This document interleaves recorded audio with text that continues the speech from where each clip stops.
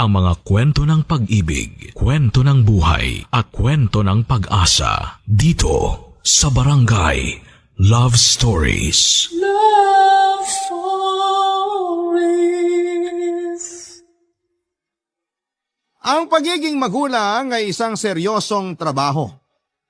Pero kahit ganon, sa pagiging ama o ina ay hindi mo kailangang maging perpekto. Sa halip, ang kailangan mo lamang ay maging klase ng magulang na totoo. Ikaw, kabarangay, anong klase kang magulang sa anak mo? Dear Papa Dudut, inggit ang isa sa mga pangunahing rason kung bakit nagiging judgmental tayo sa mga tao. Dito nagsisimula ang pagkakaroon natin ng insecurity, takot at pangamba sa mga bagay-bagay. Ganito ako noon, pero sa tulong ng mga salita ng Diyos ay nalinawagan ako sa pag-iisip ko at unti-unti ko ring natanggap ang pagkakaiba ng mga tao sa paligid ko.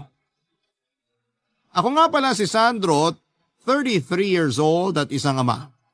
Lumaki ako sa isang Christian family kaya maagang naituro sa amin ang mga salita ng Diyos. Ito ngayon ang dahilan kung bakit tuwing naghahanap ako noon ng karelasyon ay isa sa mga standard ko ay dapat kilala ng isang babae ang Diyos. Dapat ay marunong siyang magdasal, nagbabasa ng Biblia at nagpupunta ng simbahan.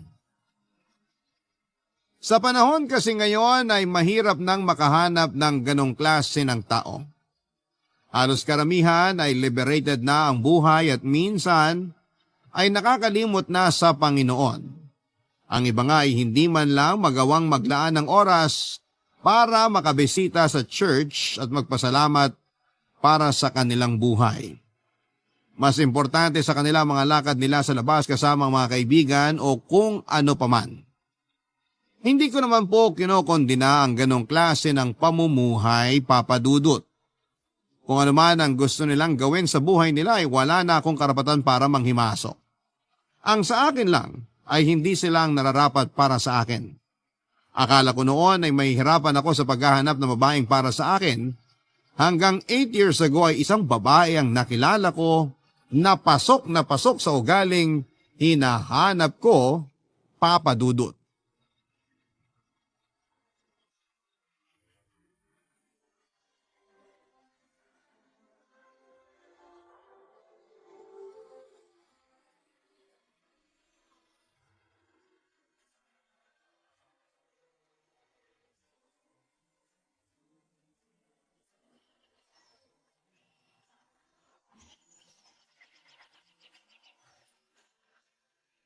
Oo, nandito ako sa may exit ng park sa may bandang north. Basta kapag nakita nyo na yung bench na may nakaupong babaeng nakaitim, ako yung katabi niya. Ha? Sorry, kausap ko yung kaibigan ko sa phone. Basta, aantayin ko kayo rito ah. Naka-blue ako. Babay na. Dalian nyo. Sorry, nadamay ka pa. Kanina pa kasi ako hinahanap ng mga kaibigan ko eh. Naliligaw na yata sila. Okay lang. The Purpose-Driven Life ba yung binabasa mo? Aha? Bakit? Yung original version ba o yung bago? Hindi ko sure. Meron bang bagong version nito? Oo, meron. Kapag yung original, may 5 purpose lang yon. Pero yung latest version, may dinagdag pa silang 2 purpose. Yung original siguro to kasi 40 chapters lang to eh. Okay. Pagkatapos mo niyan, magandang basahin mo rin yung bago. 42 chapters yun. Sige, try ko maghanap yun sa bookstore kung meron. Maganda ring basahin mo yung The Purpose-Driven Church. Para sa mga pastor talaga yun, pero pwede rin naman para sa mga normal na tao. Marami kang matututunan dun. Niragaluhan ako nun ng pastor namin dati. Ang sequel nun ay ang binabasa mo ngayon. Bakit? Wala. Ngayon lang ako nakakita ng lalaking obsessed sa self-help books. Ha? Bakit? Wala na bang lalaking ganun ngayon? Marami pa kami, hindi lang halata. Mukhang sa maling lugar pala ako naghahanap eh. Dito lang pala ako sa park makakakita ng lalaking mahilig din magbasa ng libro. Marami kasing libro sa bahay nung bata ako kaya lumaki rin akong mahilig magbasa. Pero hindi self-help book ang The Purpose-Driven Life. Yung writer niyan mismo ang nagsabi, Kasi hindi tungkol sa iyo yung libro, kundi tungkol kay God. Kaya self-help book man tong binabasa ko o hindi. Nice to meet you. I'm Eliana. Sorry, ako si Sandro. Sorry, hindi na tuloy ako nakapagpakilala. Okay lang. Mas interesting talaga ang mga libro kaysa sa akin. Interesting ka rin naman. Ngayon lang ako nakakita ng taong nagbabasa in public. Karaniwan kasi, sa TV ko lang napapanood yung mga ganyang klaseng tao. Meron din palang ganon in real life. Feeling main character ako eh. Pero buti naman nakakaya mong mag-focus sa binabasa mo. Ang ingay dito sa park. Maraming distractions. Sanay na ako. Mas tahimik nga dito kaysa sa bahay. Doon kasi maraming bata. I see. So, lagi ka rito? Minsan, kapag gusto kong magpahangin, kung gusto kong mapag-isa at magkaroon ng peace of mind, dito ako nagpupunta. Ganun ba? Mukhang ang tahimik pala ng buhay mo. Akala mo lang yon. Sobrang gulo ng buhay ko ngayon. Sa mga libro na nga lang talaga ako sumasaya. Pero, nakakatuwang makakita ng tulad mo na nagsisik ng guidance kay God ha. Sa panahon kasi ngayon, marami nang nakakalimot sa Panginoon eh. Isang bagay yan na tinuro sa akin ng mga magulang ko. Dapat never akong makalimot sa Diyos. Tama naman. Taga rito ka lang din ba? Hindi, galing akong Paranaque. Anong ginagawa mo rito? May lakad kami ng mga kaibigan ko. Dito raw yung meeting place. Kaso kanina pa ako paikot-ikot. Di na kami nagkita-kita. Kaya pala nabanggit mo ako sa kausap mo sa phone kasi ako yung landmark mo. Naka-all black ka kasi kaya mabilis ka lang makita. Yan na yata sila? Sila na ba yan? Saan? Ayan yung 3 lalaki na palapit na sa atin. Kanina pa tayo tinuturo eh. Sila na nga yan. Sige, may iwan na kita. Pasensya ka na kung naistorbo kita. Walang problema. Nice meeting you, Eliana. Nice meeting you too. Papadudod si Eliana yung tipo na sa unang tingin ay hindi mo akalaing relihiyosa. Sa pananamit pa lamang kasi niya ay malayo ito sa pagiging konserbatibo. May highlight na asul ang abot hanggang balikat na buhok nito. Nakashave din ang magkabilang gilid ng kanyang buhok katulad ng mga kalalakihan kapag nagpapa-undercut sila. May nakakabit na hikaw sa ilong nito at may tattoo siya sa taas ng kanyang dibdib. Kakaiba man ang itsura niya ay agad nitong nakuha ang atensyon ko dahil sa unique nitong kagandahan.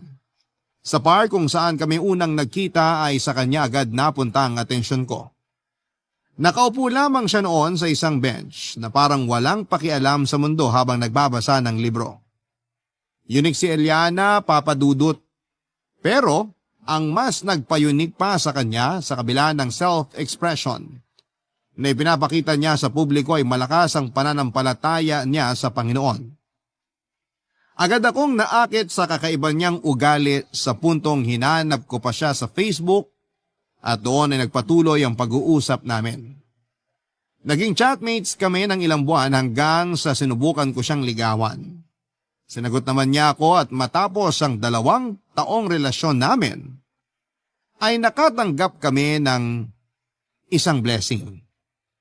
Isang baby na bunga ng pagmamahalan naming 2. Nagdesisyon kami ni Eliana na magpakasal bago pa man niya ipanganak ang bata.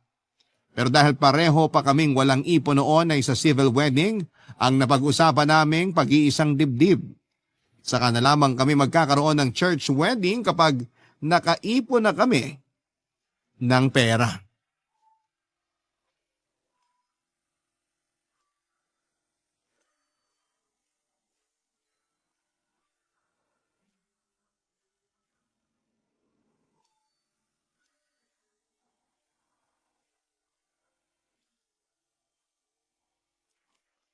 Eliana! Eliana, buksan mo naman tong pinto! Ano tong sinasabi ng magulang mo na ayaw mo na? Kausapin mo ako! Eliana, lumabas ka naman dyan! Sandro, Eliana, ba't hindi ka pa nakabihis? Ngayon ang kasal natin, nalimutan mo ba? hindi ko nalimutan. Alam ko na ngayon ang kasal natin.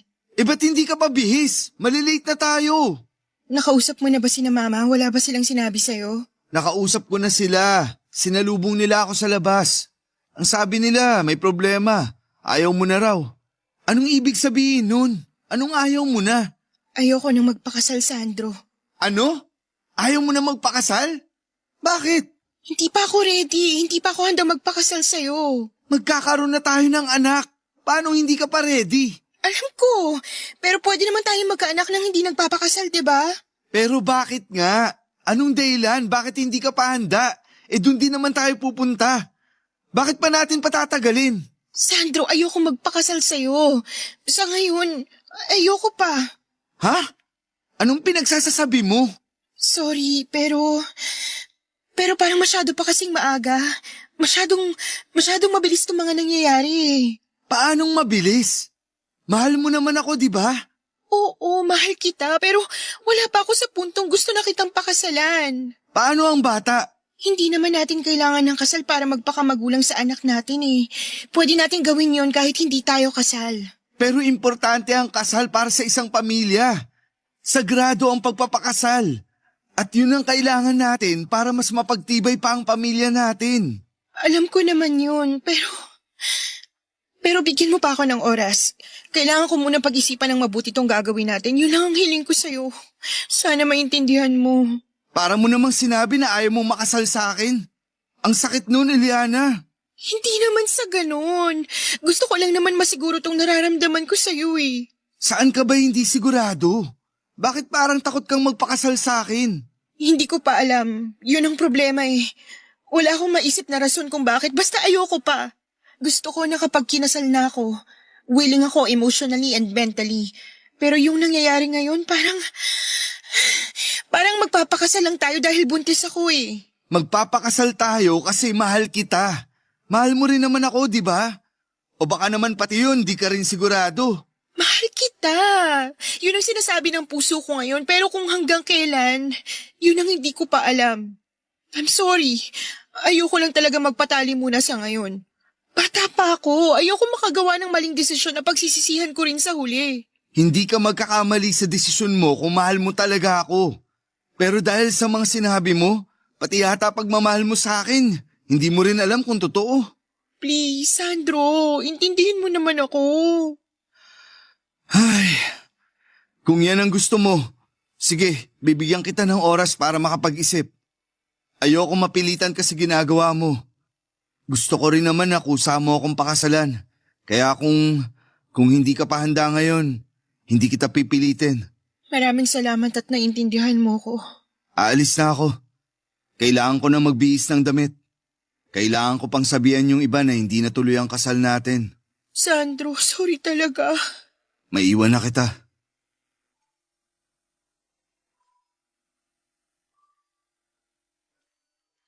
Ano pa mang pagpupumilit ko ay hindi na talaga natuloy ang kasal namin ni Eliana Papadudut. Hindi naman pwedeng pilitin ko ang isang tao na pakasalan ako lalo na kung hindi pa siya handa kaya tinanggap ko na lamang ang mga kagustuhan ni Eliana. Nagpatuloy ang relasyon naming dalawa hanggang sa maisilang nito ang anak namin Papadudut.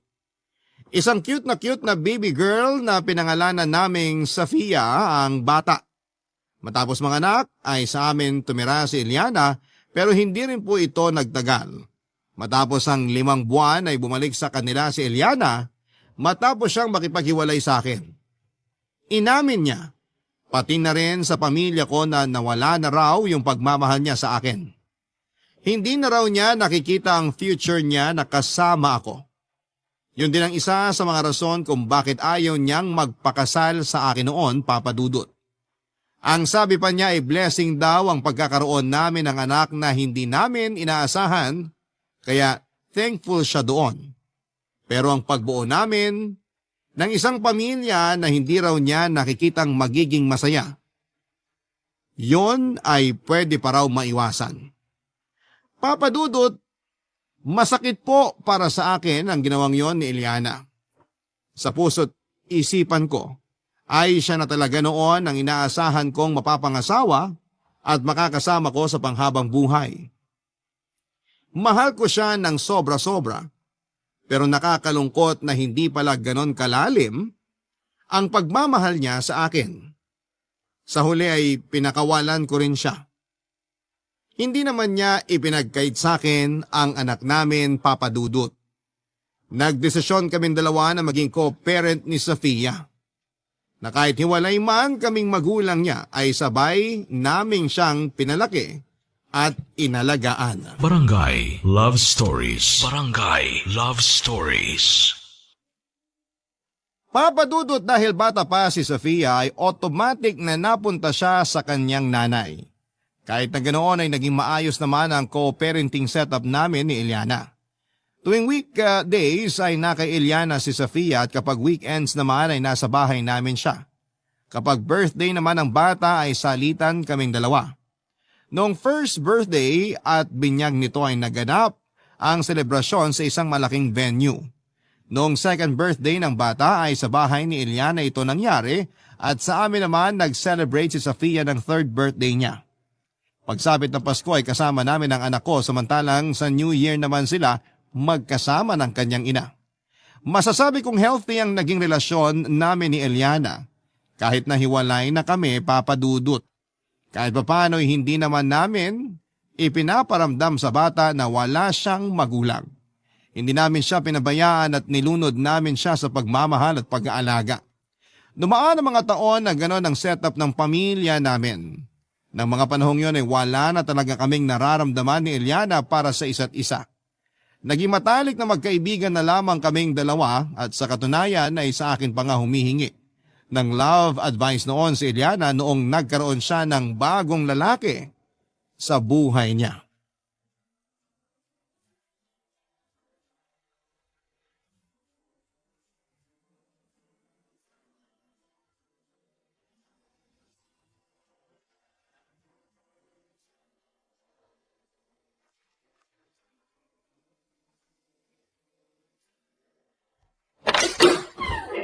Oh, Sandro, ang aga mo magsundo ngayon ah. Dadaan pa kasi kami sa grocery. Medyo marami kaming bibilin ngayon. Talaga? Bakit? Anong meron? Halika, pasok ka muna. Nagpromise ako kay Sofia na magpipiknik kami ngayon kasama lola niya. Kaya ilalabas ko sila mamayang hapon. Exciting naman. Kaya naman pala gustong-gusto na niya makasama daddy niya ngayon eh. Alam mo bang maaga rin siyang nagising ngayon? Siyempre, daddy's girl yan eh. Asus, maupo ka muna. Salamat. Nasaan na si Sofia? Nasa kwarto niya, nag-aayos pa ng gamit niya. Isang oras na yata naghahanda yung batang yun eh. Hindi makapili ng damit na dadalihin niya. Sige, antayin ko na lang siya. Maaga pa naman eh. May iba tayo. Tama ba tong nakikita ko? Bakit? Naglilinis ka? Oh, bakit? Dati naman ako naglilinis ng bahay ah. Parang hindi naman. May bisita ka ano? Oo, may inaantay akong bisita ngayong araw. Kaya naman pala nag-general cleaning eh. Sinong darating? Manliligaw mo? So heto na nga. Yung usapan natin last time, yung lalaking tinatanong ko sa'yo, naalala mo pa ba? Yung musikero na nagbabanda-banda sa mga bar? Oo, yun nga, si Harold. Siya yung bisita mo ngayon? Oo, siya nga. Inaya ko siya dito sa bahay para makapag-bonding kaming dalawa. Teka, kayo na ba? Ang bilis naman. Hindi pa, getting to know pa lang kami. Naks, getting to know. Bakit ako noon? Di mo naman ako inimbita sa bahay mo. Eh, wala pa naman akong bahay nun, siraulo ka. Alam nga namang dalhin kita sa bahay ng magulang ko. Sa bagay, may punto nga naman. Pero ang bilis naman.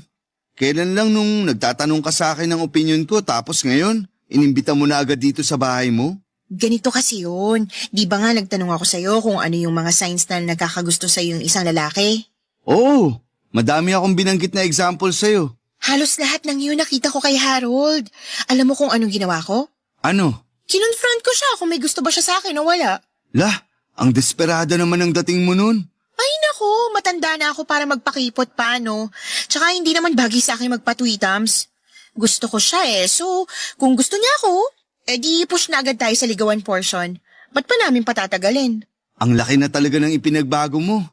5 years ago, hindi ka naman ganyan eh. Siyempre, tumatanda na. Dapat galaw-galaw, baka single na pumanaw. So ano namang gagawin nyo dito? Maglilinis, ganon. Hindi. Magmo-movie marathon kami tapos magluluto. Weh, movie marathon at luto lang ba talaga? Di ako naniniwala. Hoy, tampaling kita dyan eh. Doon ka na nga, punta mo na si Sofia sa kwarto niya. Di pa yung nagbe-breakfast ha? Ako nang bahala. Bibili na lang kami ng pagkain sa labas. Pero Eliana, seryoso. Alam mo na ginagawa mo kaya may tiwala na ako sa'yo. Nag-mature ka naman na. Marami ka nang natutunan habang tumatanda kaya sana this time, dapat sure ka na sa mga pinagagagawa mo, okay? Huwag mo na akong alalahanin, alam ko tong ginagawa ko. Hindi na ako yung Eliana noon na walang kasiguruhan sa buhay. Mabuti kung ganun. Enjoy sa movie marathon yung dalawa. Sira ulo?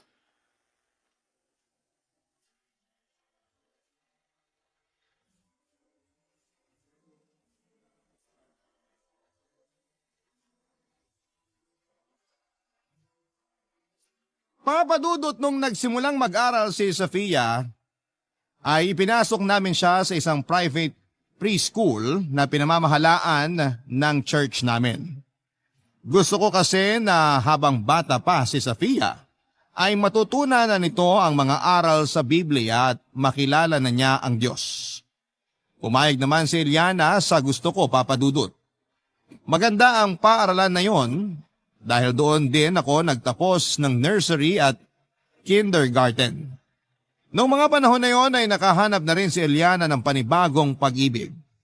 Sa pagdating ng bagong lalaki sa buhay niya ay medyo inilayo ko ang sarili ko sa kanya para hindi ako maging sagabal sa relasyon nilang dalawa, lalo na't may nakaraan kami ni Eliana. Ayoko na makaramdam sa akin ng threat ang boyfriend niya kaya nag-set kami ng boundary bilang mga magulang ni Sofia. Matapos ang 2 taong relasyon nila ay pinakasalan ni Eliana ang boyfriend niya na si Harold. Sa pagkakataong yon ay biglang nagkaroon ng 2 ama si Sofia. Isang bagay yon na hindi ko napaghandaan, Papadudot. Aaminin ko na ako yung natreten dahil sa pagdating ni Harold sa buhay ng anak ko. Ako ang biological dad ni Sofia pero si Harold naman ang stepfather niya na lagi niyang nakakasama. Doon ako naiinggit dahil simula nung dumating si Harold ay naging magulo na ang setup namin.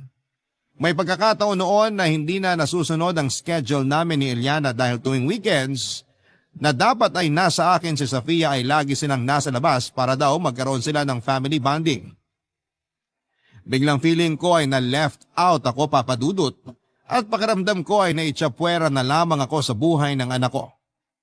Kaya naman bago pa lumala ang lahat ay kinausap ko si Eliana tungkol sa problema ko, Papadudot.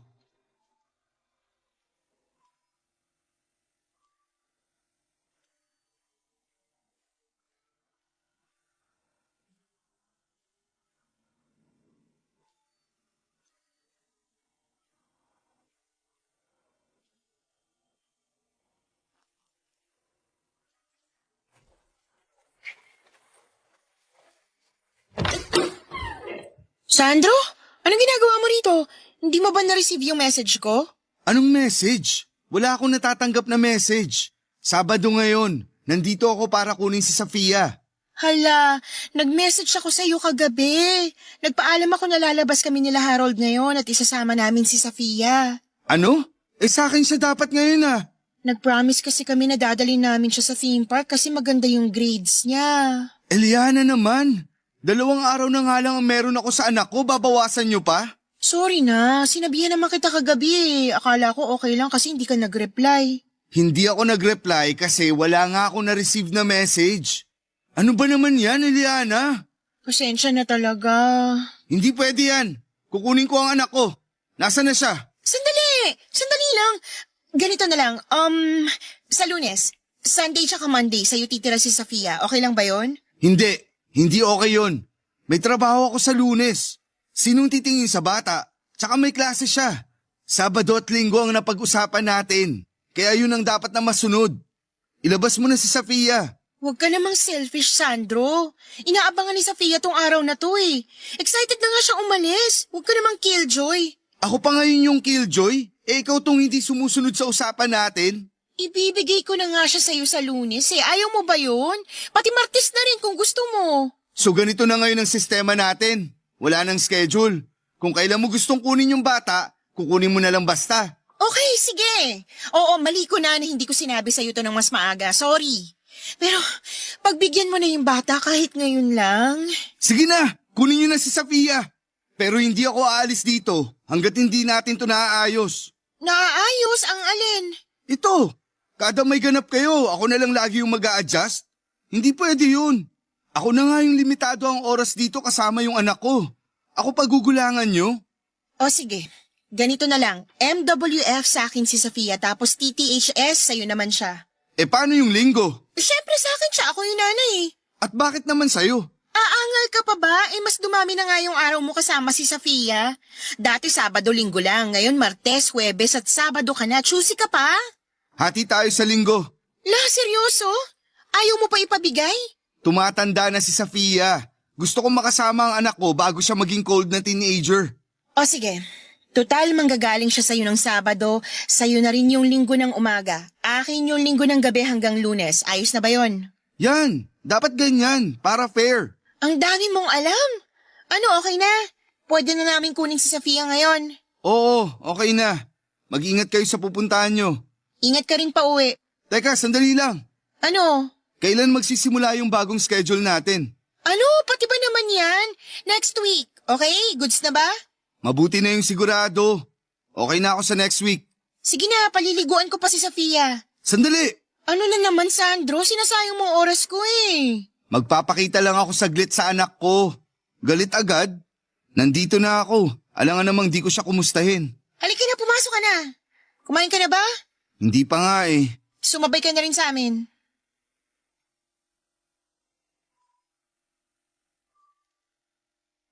Magkaibang-magkaiba ang parenting style namin ni Harold Papadudot. Kung ako ay masyadong protective sa anak ko, si Harold naman ay ibang estilo nito pagdating sa pag-aalaga kay Safia. Hinahayaan lang niya ang bata na maging curious sa mga bagay-bagay kahit na minsan ay napapahamak niya ito. Minsan ay ipinipilit din niyang matuto ang bata sa mga bagay na hindi naman interesado ang anak ko. Katulad na lamang noong binilhan niya ito ng bike para daw matutunan nitong magbisikleta. Okay lang naman sana yon para sa akin, Papadudot, pero ang ginawa ni Harold ay tinanggal nito kaagad ang training wheels ng bike para daw mas mabilis matuto si Safia. Ang ending ay nabunggu siya ng isa sa mga batang kalaro niya na nagbabike din. Natumba ang bata at na-dislocate ang braso nito. Agad naman siyang naitakbo sa ospital at mabilis na naayos ang problema, pero bilang isang ama ay hindi ko nagustuhan ang mga nangyari.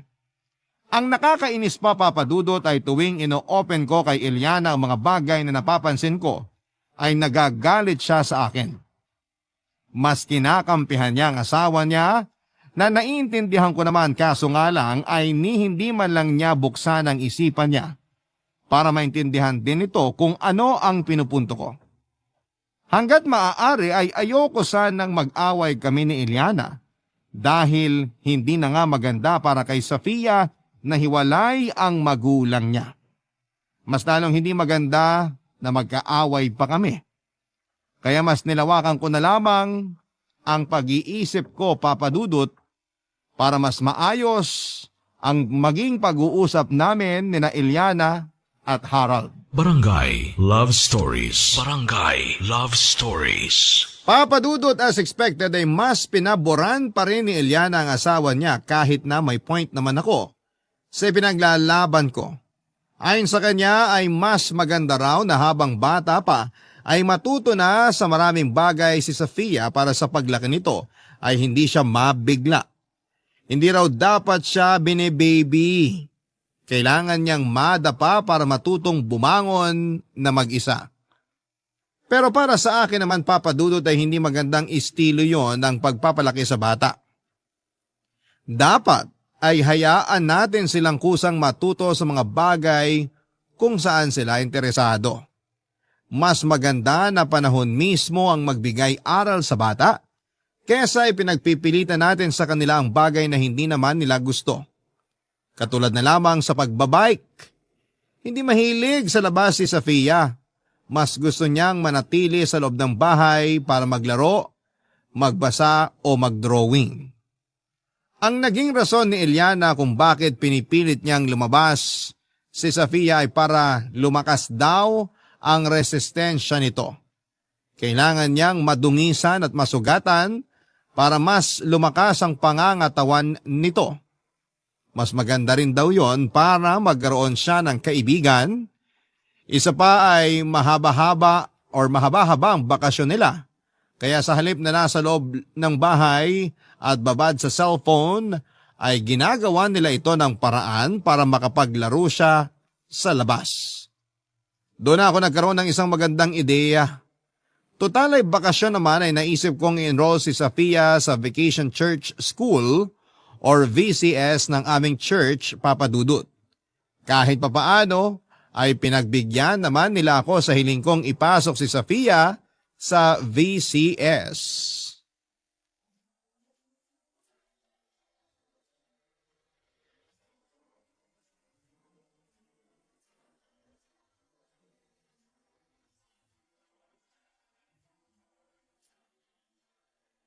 Hello, magandang umaga po. Magandang umaga rin. Dito ba yung VCS? Vacation Church School? Opo sir, dito po. Ilang taon na po ba si baby girl? 9 years old. Ah, dito nga. 8 years old and up. Ako ang magiging teacher nila. 7 pababa naman, dun sila sa kabilang classroom kasama si Teacher Loida. Ah, baby girl, pasok ka na sa loob para makilala mo mga classmate mo. Oh, pasok ka na raw, Safia. Huwag makulit, okay?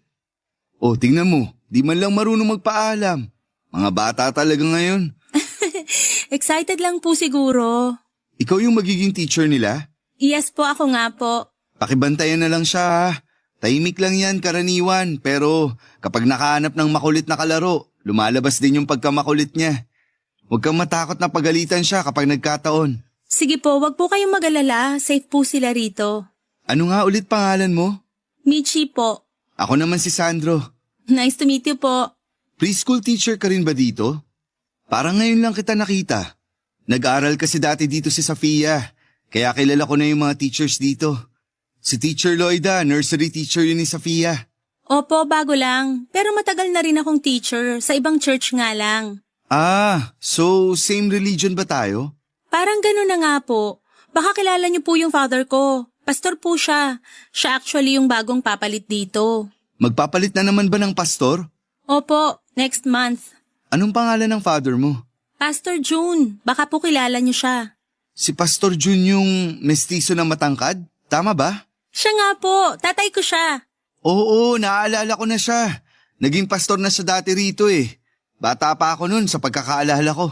Ah, oo. Naging pastor na siya dati dito. Baka nga nagkasabay na tayo sa church service nun eh. Pero nadistino din agad si Papa sa ibang church kaya parang 2 taon lang yata siya rito dati. Oh, I see. Tapos ngayon, babalik na ulit siya rito. Oo, by next month. Tapos ako naman, lilipat na rin dito. Dito na rin ako magtuturo ng preschool. Mabuti naman, para may bagong mukha dito sa church natin. Pero napaaga yata yung paglipat mo. Nag-volunteer talaga ako rito kasi naka-maternity leave pala yung kasama ni Teacher Loida. Wala siyang kasama kaya hinugot ako mula sa amin para samahan siya rito. Oo, malapit na kasi yatang mga anak si Teacher Alice. Dadalawa lang kasi silang teacher dito eh. Compared sa ibang lugar, maliit lang kasi yung school dito. Kaya konti lang din ang nag-e-enroll. Kaya nga po. Pero parang next year, plano nilang palawakin pa tong school para mas maraming ma-accommodate na bata. Talaga ba? Mabuti naman kung ganun. Plano pa lang naman yata, pero hindi ko sure. Narinig ko lang sa papa ko. Sana matuloy kung sakali. Sana nga po. O paano po yan? Mauna na po ako sa loob ha. Inaantay na ako ng mga bata. O sige. Babalik na lang ako kapag uwian na. Ano ulit oras matatapos? Mga 11:30 pwede nyo nang sunduin yung mga bata. Okay, got it. Sige, nice meeting you ulit. Ingat po kayo.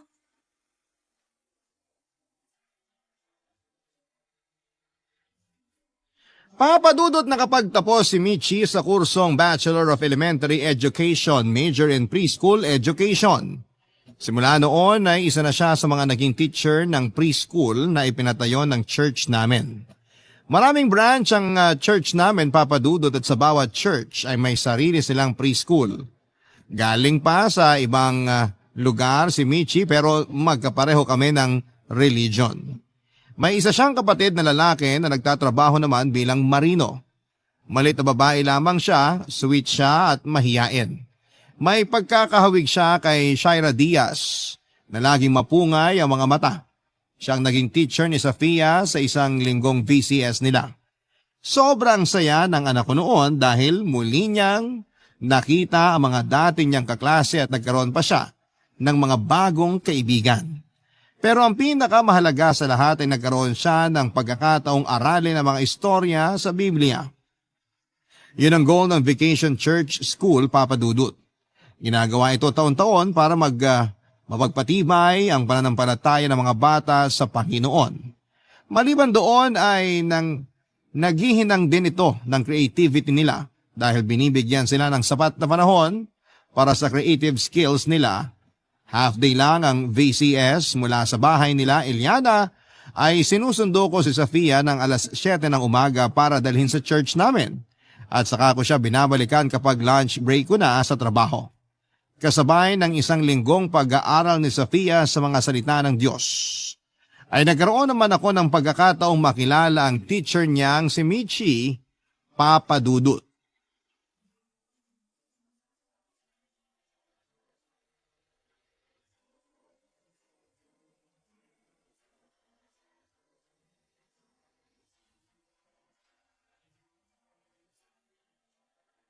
Michi!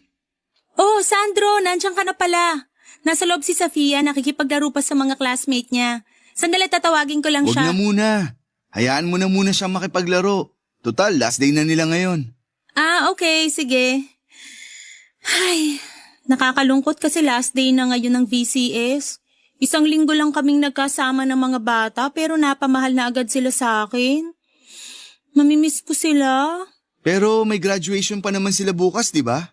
Oo, pagkatapos ng church service, graduation nila ang kasunod. May isang araw pa para makabanding mo sila. Oo nga. Tsaka magkakaroon din pala ng lunch dito after. May mga parents kasi na nag-donate ng pagkain. Dito na kayo mag-lunch ni Safia bukas. Talaga? Oo, may isang nag-offer ng pagkain tapos naging domino effect na. Nag-pledge na rin yung iba. Parang susobra na nga yata yung pagkain eh. Kaya dito na kayo kumain para mas marami, mas masaya. Nako, nakakahiya. Wala man lang akong maibigay na pagkain. Tulungan mo na lang ako mag-prepare after ng graduation. Total pareho naman tayo nga attend ng church service eh. O sige, ganun na lang para may ambag ako. Kumusta na nga pala yung nabanggit mo sa akin last time? Last time? Ano yun? Yung sinasabi mo na problema mo sa asawa ng mama ni Safia? Harold? Yun yata ang pangalan niya sa pagkakatanda ko. Ah, yun ba? Wala namang problema kina Eliana at Harold. Actually, ako yung problema. Bakit mo naman nasabi? Hindi ko kasi maiwasang ma-left out sa buhay ng anak ko eh. Alam mo yung FOMO? FOMO? Ano yun? Yung fear of missing out. Kina Eliana kasi, may mami at daddy na si Safia doon. Kumbaga, kompleto na silang pamilya. Out of the picture na ako. Para bang kahit mawala ako, okay lang kasi may tatayo namang ama kay Safia kapag nagkataon. Yun ang problema ko ngayon. Hindi naman dapat pinoproblema yan. Kahit may asawa na yung mami ni Safia, ikaw pa rin naman ang tatay niya. Tsaka isa pa, hindi ka naman katulad ng ibang tatay na basta na lang tinatakasan yung responsibilidad nila sa mga anak nila. Ikaw, never mong iniwan si Safia kahit nahiwalay na kayo ni Eliana. Never kang mawawala sa buhay ng anak mo kasi nagpakaama ka sa kanya. Basta, wala naman talagang dapat ikatreten pero ewan kung bakit natetreten ako kay Harold. Para bang nag-aagawan na kasi kami sa atensyon ni Safia. Hindi ka talaga dapat ma-threaten kasi nagagawa mo naman ng maayos yung role bilang ama ni Safia eh. Sa katunayan, nung nag-drawing kami ng family portrait nung nakaraan, dalawa kayo ni Harold na dinrawing ni Safia. Ibig lang sabihin nun, kahit may stepfather na siya, hindi ka pa rin nawawala sa puso't isip ng anak mo. Naiinggit lang siguro ako kasi mas nabibigyan nila si Safia ng mas maayos at buo na pamilya. Kaya mo rin namang ibigay yun kay Safia eh. Ha? Paano? Anong paano? Ginagawa mo na mismo yung sinasabi ko. Nagiging mabuti kang tatay para sa anak mo. Dun pa lang, napaparamdam mo na kay Safia kung paano magkaroon ng maayos na pamilya. Alam mo, Sandro, huwag mong ituring na karibal si Harold. Pareho nyo namang mahal si Safia eh. Pareho kayo nakapakanan nung bata ang hangad. Siguro magkaiba lang kayo ng style ng pag-aalaga pero at the end of the day, iisa lang ang goal nyo at yun ay mapalaki ng maayos si Safia. Sa bagay, tama ka naman. Swerte nga si Safia eh kasi hindi lang 2 kundi 3 ang magulang niya. Mga magulang na handang gawin ang lahat para sa kanya. At soon, kapag nakahanap ka na ng babaeng pakakasalan mo balang araw, hindi lang 3 kundi 4 na ang tatayong magulang nung bata. 2 ama at 2 ina.